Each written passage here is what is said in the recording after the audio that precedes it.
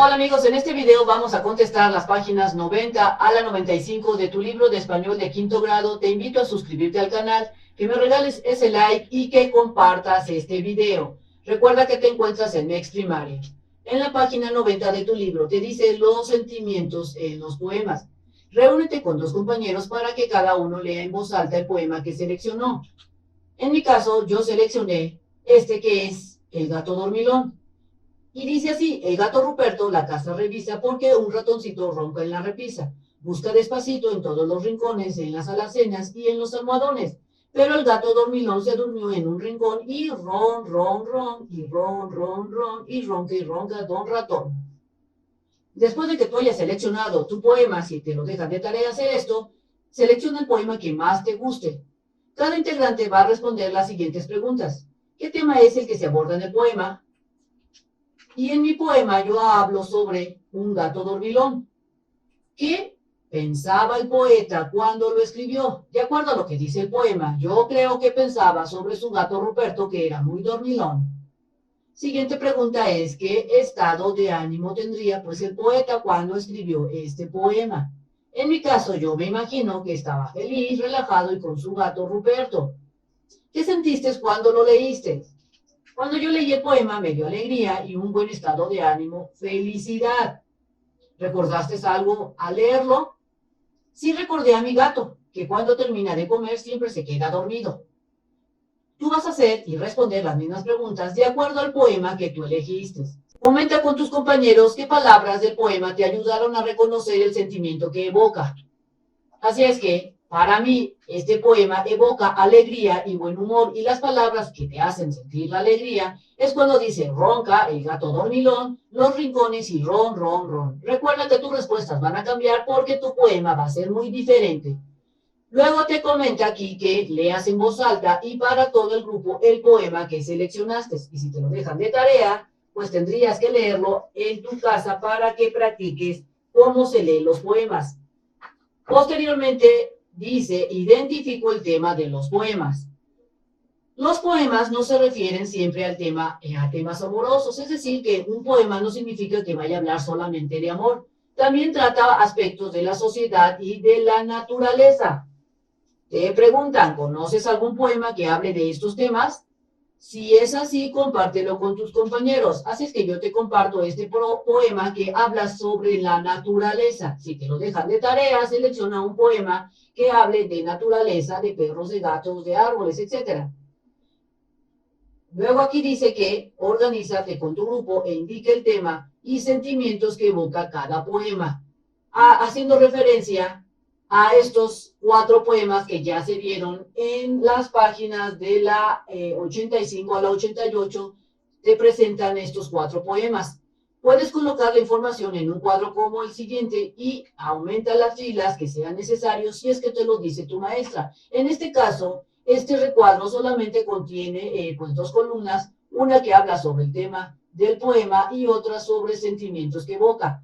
Si la maestra te dice que coloques más columnas, sería ya criterio de la maestra y tendrías que colocarlos. Entonces vamos a analizar los poemas. El primer poema es Dos Milagros. Recordarás que Dos Milagros dice lo siguiente: iba un niño travieso cazando mariposas. Las cazaba el bribón, les daba un beso y después las soltaba entre las rosas.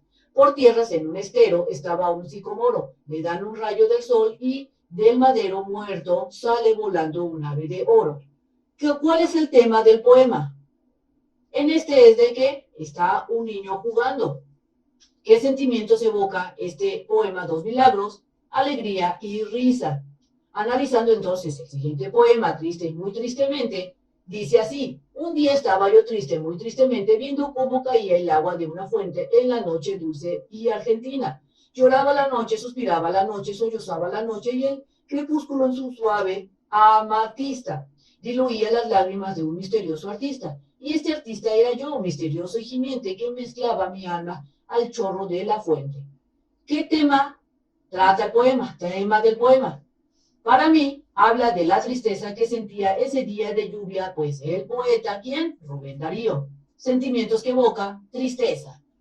Analizando el tercer poema, El oro de las tertulias, dice así: Por una casualidad en tertulia se reunieron brutos y aves y comieron buena paz y amistad, en buena paz y amistad.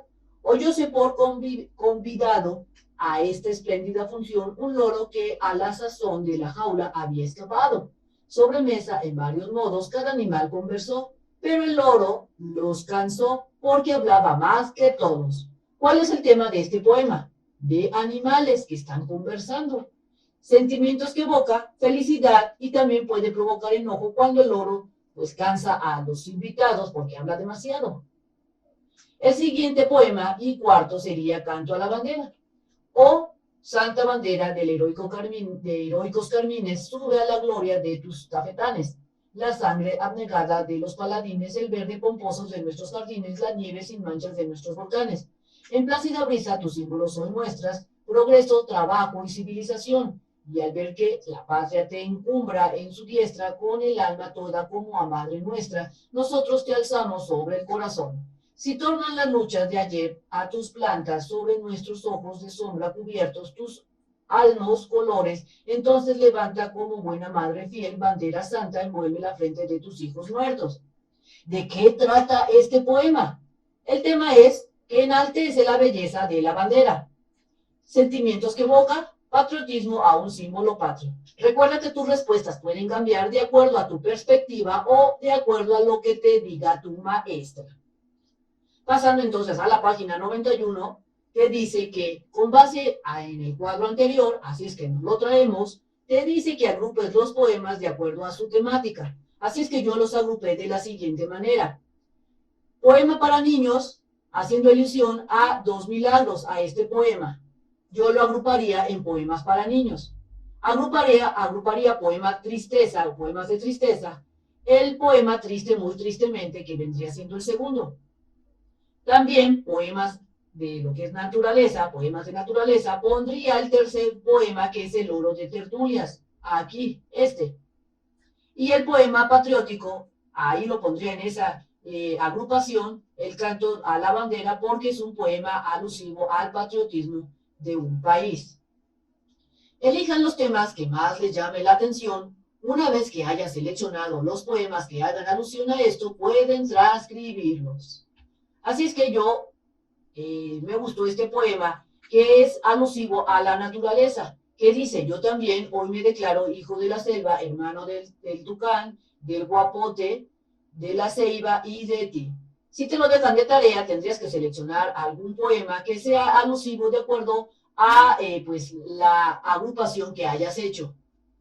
Posteriormente te dice que identifiques y marques en cada uno de los poemas anteriores, los 4 poemas que se vieron, que son Dos milagros, Tristes muy tristemente, El oro en las tertulias y Canto de la bandera. Te dice que coloques o identifiques las frases que consideres más poéticas, las que más les haya gustado o impactado. Así es que me traigo el primero, y para mí la parte más interesante, la más poética, es esta que dice: las cazaba el bribón, les daba un beso y después las soltaba entre las rosas, refiriéndome al poema Dos milagros. El otro poema, Triste muy tristemente, para mí la parte más poética sería esta, y ese artista era yo, misterioso y gimiente, que mezclaba mi alma al chorro de la fuente, haciendo referencia al poema Triste muy tristemente. En el siguiente poema, El oro en las tertulias, para mí la parte más poética es esta: sobre mesa en varios modos, cada animal conversó, pero el loro los cansó porque hablaba más que todos. Se me hace la más poética y la que a mí me gusta más. Y en el cuarto poema, Canto a la bandera, para mí esta parte de aquí se me hace la mejor, la más poética y la que me gusta a mí. Oh santa bandera de heroicos carmines, suben a la gloria de tus tafetanes, la sangre abnegada de los paladines, el verde pomposo de nuestros jardines, la nieve sin mancha de nuestros volcanes. Recuerda que tus respuestas van a cambiar porque a ti te van a parecer más interesantes otros versos de cada poema. Siguiendo entonces que de manera individual, te dice que leas los poemas que aparecen a continuación en la siguiente hoja. Así es que nos vamos a la siguiente hoja y vamos a analizar los poemas, pero antes vamos a analizar en lo que es el fichero del saber. Te dice que te invitamos a expresar los sentimientos de una manera diferente, y escribirlos valiéndose de los recursos literarios que has aprendido. Así es que vas a tener que realizar esta actividad. Escribe en tu cuaderno frases en las que compares la música, vas a comparar la música, la pintura y el arte con otras cosas que a ti te gusten. Y te dan aquí un ejemplo.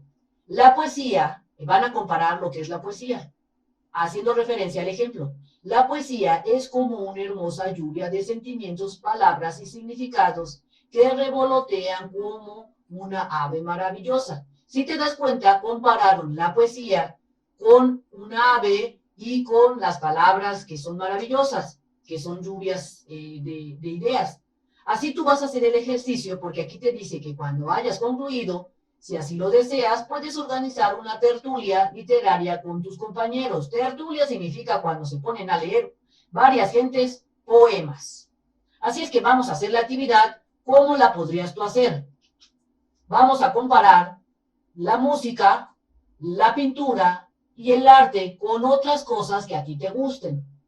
Por ejemplo, mira, yo comparé la música de la siguiente manera. La música es como el sol que amanece y alumbra tu ventana, porque con ella me da vida y me llena el alma. Recuerda que tu comparación va a ser diferente porque a ti te gustan cosas diferentes. Ahora vamos a ver la comparación de la pintura. Yo lo comparé de la siguiente manera. La pintura es como yo retrato mi alma, porque en ella expreso lo que me da la gana.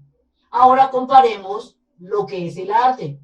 El arte es una escapatoria a la imaginación porque con ella puedo inventar y realizar una nueva creación. Recuerda que tus comparaciones van a ser diferentes porque tu forma de pensar es diferente, pero aquí te dejo los ejemplos. Entonces, ahora sí vamos a contestar esta parte que nos dice el libro. Nos vamos a leer los poemas para posteriormente contestar las preguntas que están aquí. El diamante es un fragmento de un poema. Triste, opaco, sin brillar, un diamante no pulido encontrábase perdido en el valle del Palmar. Viole un joyero al pasar y a su taller le llevó, cuidadoso le labró, y hermoso entonces, luciente, magnífico y esplendente, la luz del sol reflejó. Ahora leamos este poema, una historia vulgar, solamente un fragmento. El perro no era mío. Yo lo encontré en una siesta por la orilla del río. Le hice un poco de fiesta, le halagué la hijada y el dorso polvoriento, y él contento me puso en las rodillas sus dos patas mojadas. Mi corazón vacío, ni bueno ni cruel, ante aquel animal tan solo y fiel que me estaba esperando, se conmovió en su hastío. Silbando lo traje hasta mi umbral y me quedé con él como si siempre hubiera sido mío. Y el tercer poema es A una nariz. Érase un hombre a una nariz pegado, érase una nariz superlativa, érase una nariz sayón y escriba, érase un peje espada muy barbado, era un reloj de sol mal encarado, érase una alquitara pensativa, érase un elefante boca arriba, era olvido nazón más narizado, érase un espolón de una galera, érase una pirámide de Egipto, las dos tribus de las narices érase un narcisismo infinito, muchísimo, nariz tan fiera que en la cara de Ana fuera delito. Ahora vamos a contestar las preguntas. ¿De qué tratan?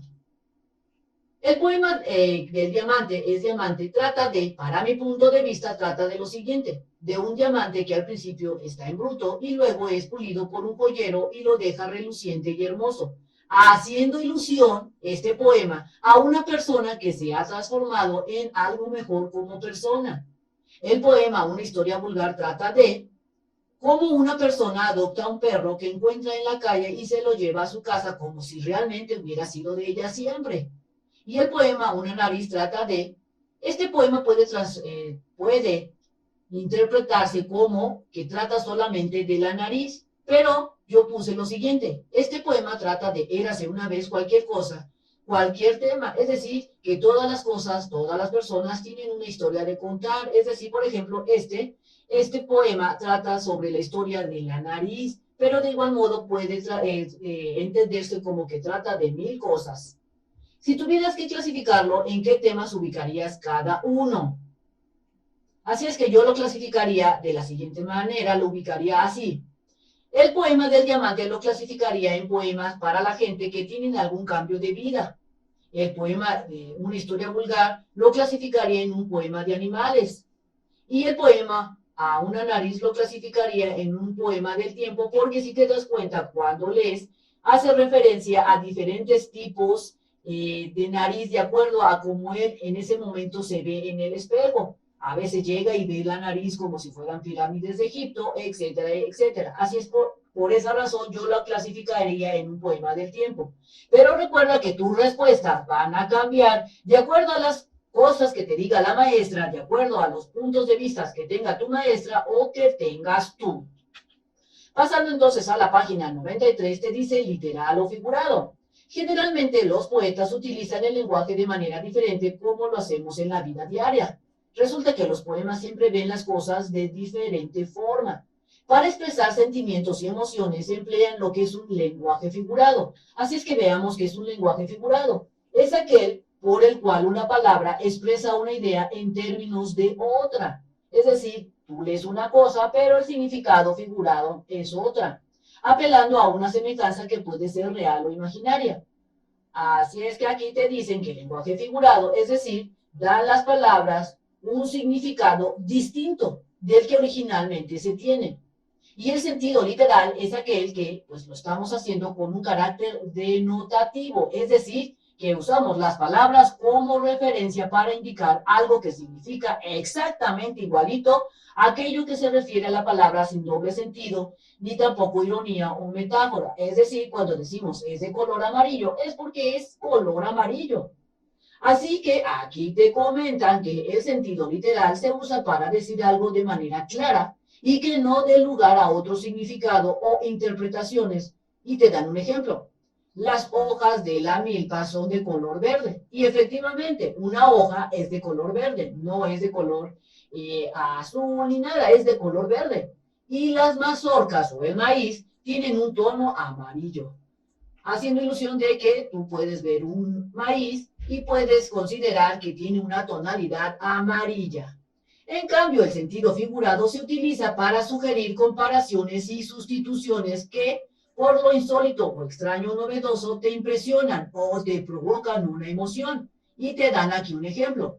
Las hojas de la milpa son esmeraldas, haciendo ilusión a que son verdes. No es que no significa que las hojas sean una esmeralda, sino haciendo ilusión de que tienen una tonalidad verde. Y están usando lo que es el sentido figurado. Y aquí te comentan, las mazorcas son oro, haciendo ilusión a su tonalidad amarilla. El sentido figurado juega con los sonidos, las imágenes y el colorido, la textura y los olores y los sabores. Compara con otros elementos, sustituye significados y puede convertir lo que es el sentido figurado en un grano de maíz, en oro o en luz.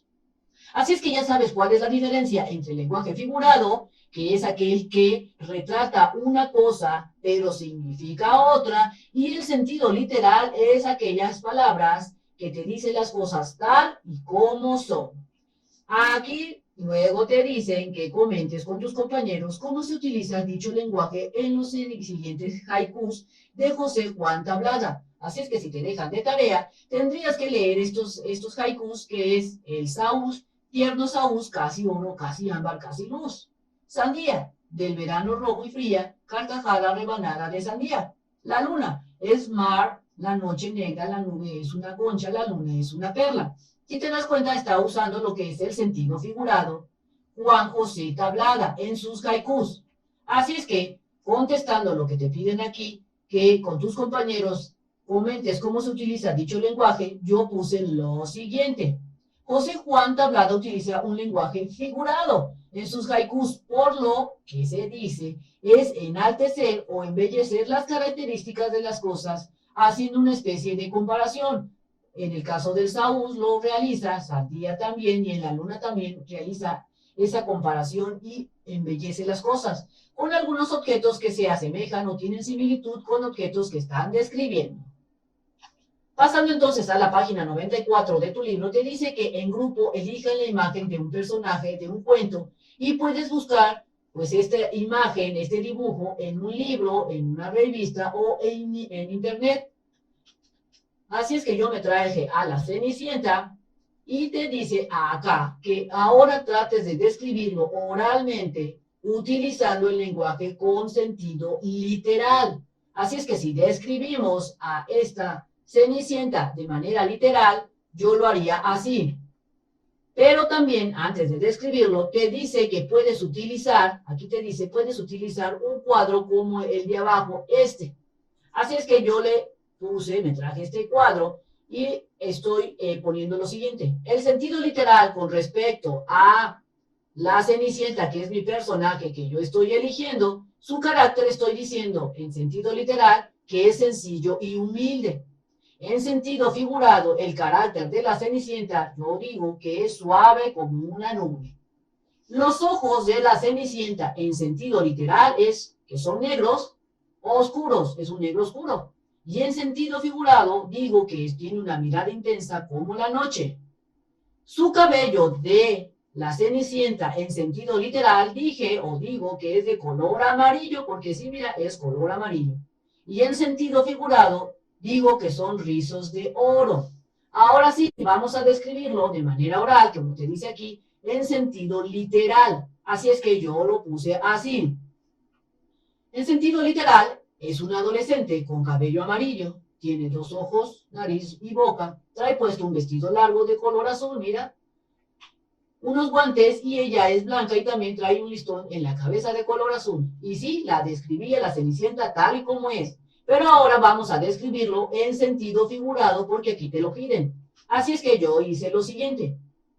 Cenicienta, una hermosa primavera, que con solo 15 años empieza su vida, vestida con un hermoso atuendo que el mar le proporciona, o que hermosos rizos de oro decoran su cabeza y ese listón azul la hace cada vez más bella.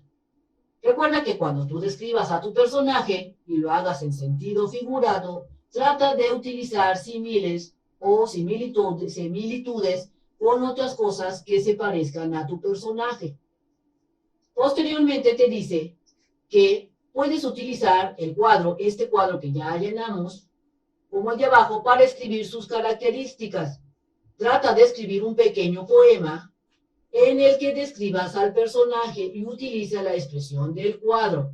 Así es que yo voy a escribir mi poema de acuerdo a Cenicienta.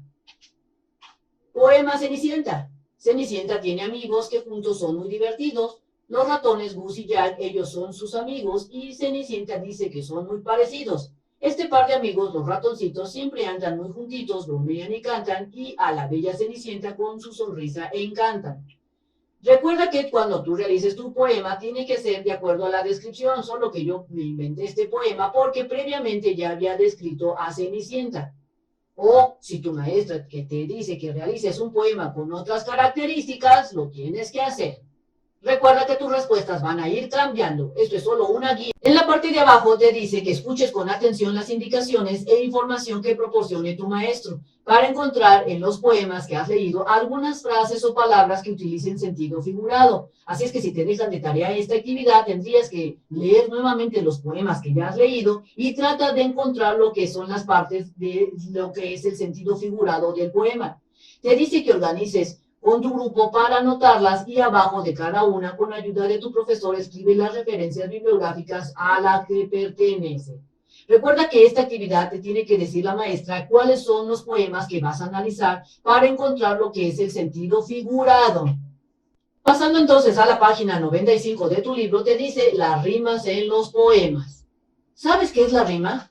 Yo puse como respuesta que la rima es un elemento rítmico dentro de un texto escrito en verso, como puede ser una canción o una poesía. Se trata de un fenómeno acústico porque se da cuando un grupo de fonemas se repiten, se repiten por lo menos dos veces o dos versos. Esta repetición se da en la última vocal que lleve acento. Por ejemplo, luna termina en na y puna también termina en na. Por eso se dice que están en rima.